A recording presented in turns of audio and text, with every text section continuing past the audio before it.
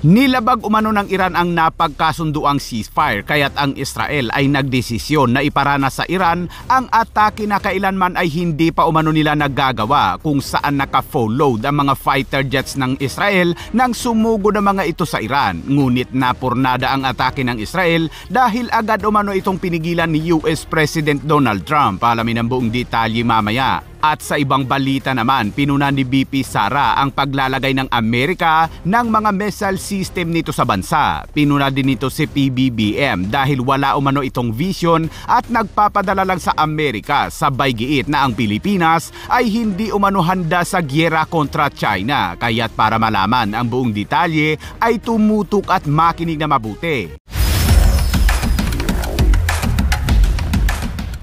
Tumigil na ang gyera sa pagitan ng Israel at Iran at nagtagal lamang lang 12 araw ang kanilang bombahan. Ngunit sa videong ito ay babalikan natin ang mga nangyari sa pagitan ng dalawang bansa bago ipatupad ang ceasefire. Noong Lunes ng umaga ay ipinaranas ng Israel sa Iran ang malakas na atake nito at winasak ang mga base militar ng Iran na umabot sa daang-daang Iranyang military umano ang NATODA. Sinabi yan ni Prime Minister Benjamin Netanyahu. At pagdating ng Martes ng gabi, ang Iran ay naglunsad na ng missile strike sa Qatar bilang ganti umano sa ginawang atake ng Amerika sa kanilang mga nuclear site. Walang tinamaan sa missile strike ng Iran dahil ang mga missiles nito ay pinabagsak ng Qatari Air Defense System. Ngunit ilang oras lang ang nakalipas noong gabi ding iyon, alas 3 ng umaga, ang Israel Air Force ay muli na namang umatake sa Iran at base sa report ay naabutan ng Israeli Air Force ang mga missile launchers ng Iran na handa na umanong pakawalan dahil nakaangat na lahat ng mga missiles nito at nakatutok sa Israel. Kaagad na winasak ng Israeli Air Force ang mga missile launchers ng Iran pati na ang mga empty launchers nito.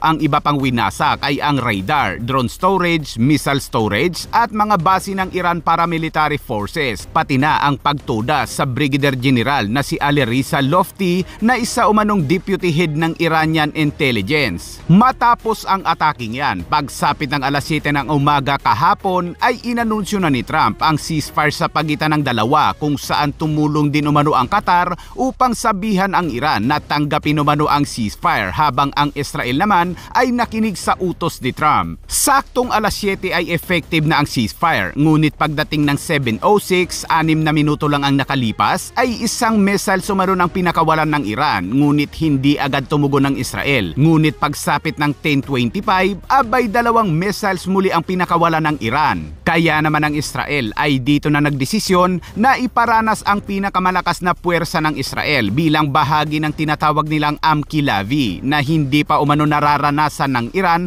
at hindi pa umano nagagawa ng Israel kailanman. Ang mga fighter jets ng Israel ay naka-full load o punong-puno ng mga kargang missiles. Hindi nabanggit kung ilang mga fighter jets ang kasama sa operasyon pero malamang na marami ito dahil sa sinabi ng Israel na ito umano ang unang beses na ipaparanas ang lakas ng Israel. Nang lumipad na ang mga fighter jets ng Israel patungo sa Iran ay biglang nag-anunsyo o nag-post si US President Trump at sinabing ang mga fighter jets umano ng Israel ay hindi na aatake at ang mga fighter jets umano ng Israel ay pauwi na. Sa madaling salita ay pinigilan ni Trump ang pinakamalakas sanang wave strike ng Israel sa Iran. Sinabi ni Trump sa isang media interview na ito umano ang unang beses na ang Israel ay naka-full load o nagkarga ng maraming missile sa mga fighter jets nito. Hindi rin umano siya natutuwa sa ginawa ng Iran dahil sa paglabag sa ceasefire dahil gumamit ito ng missiles. Ganon din umano sa Israel na muntik ng umatake sa Iran. Yeah, I do. They violated, but Israel violated it too. Are you questioning if Israel was committed? Israel, as soon as we made the deal, they came out and they dropped a load of bombs, the likes of which I've never seen before. The biggest load that we've seen. I'm not happy with Israel. You know, when I say, okay, now you have 12 hours, you don't go out in the first hour and just drop everything you have on them. So I'm not happy with them. I'm not happy with Iran either.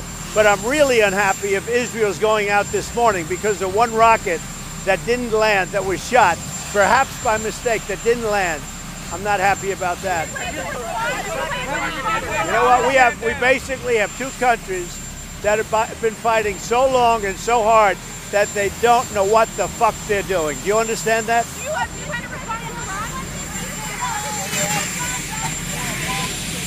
Base sa tala ng Israel sa kabuuan ay nasa 60% umano ng mga missile launchers ng Iran ang winasak ng Israeli Air Force. Kaya't sa mga huling atake umano ng Iran ay naging limitado na lang ang kanilang pagpapakawala ng mga missiles na mula sa dating daan-daan ay bigla na lamang naging 40 hanggang 30 at 10 bawat salbo. Samantala, mariin namang itinanggi ng Iran na hindi nila nilabag ang ceasefire at hindi umano sila nagpakawala ng mga missiles mula nang ipatupad ang ceasefire. Sa isang hiwalay na interview, sinabi rin ng Iran na ipagpapatuloy pa rin umano nila ang kanilang nuclear program. Sagot naman dyan ng Israel ay patuloy din umano nilang wawasakin. Maging ang Amerika ay hindi papayag na magkaroon ng nuclear weapons ang Iran dahil ang Iran ay hindi umano mapagkakatiwalaan dahil sa dami umano ng records nito ng mga pambobomba at mga krimeng nagawa. Ayon sa ilang analyst, kung magkakaroon man ng nuclear weapons ang Iran ay posibleng mambubuli ito at gagamitin lalo na sa Israel. Ubos ang mga sibilyan.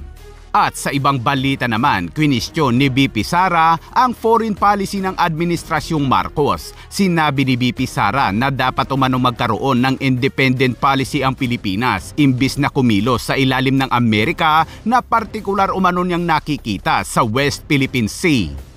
It is stated in our Constitution that we should have an independent foreign policy. That do not lean to a foreign power, that do not favor US or do not favor China. Kinundi na rin ni VP Sara na nakapasok sa bansa ang mga missile system ng Amerika tulad ng Typhoon missile system na sinundan pa ng mga Nemesis anti-ship missiles. Hindi ko naman ang away nung isa. Saan mo gagamitin yung missile? Sino ang gigera sa Pilipinas? Giit pa ni VP Sara ay hindi umano handa ang Pilipinas sa gyera. Anya, wala umanong plano at walang vision ang Marcos administration. Pero kaagad naman niyang sinagot ni Philippine Coast Guard J. Tariela. Ani Tariela, ang isinusulong daw ni Pangulong Marcos na maritime rights ay galing sa sariling strategic interest at hindi galing sa pressure o impluwensya ng ibang bansa. Sinabi rin ni Tariela na 5 beses na umano noong bumisita si dating Pangulong Duterte sa China, pero imbis na ayusin ang isyu sa West Philippine Sea ay tahasan pa umano nitong pinuri si Chinese President Xi Jinping. Pero sa kabila nito ay mga mangingisdang Pilipino pa rin daw umano ang nakaranas ng panghaharas mula sa mga China Coast Guard at patuloy pa rin ang pambubuli ng China. Tanong ni Tariela, hindi pa daw ba sapat ito upang sabihing hindi mapagkakatiwalaan ang China? Ito na ang pinakadirektang puna ni VP Sara sa foreign policy ni PBBM, partikular sa West Philippine Sea. Noong nakaraang taon lamang ay dinepensahan ni VP Sara ang kanyang pananahimik kaugnay sa usapin sa West Philippine Sea at sinabing hindi anya ito trabaho ng Vice Presidente. Okay. Xi Jinping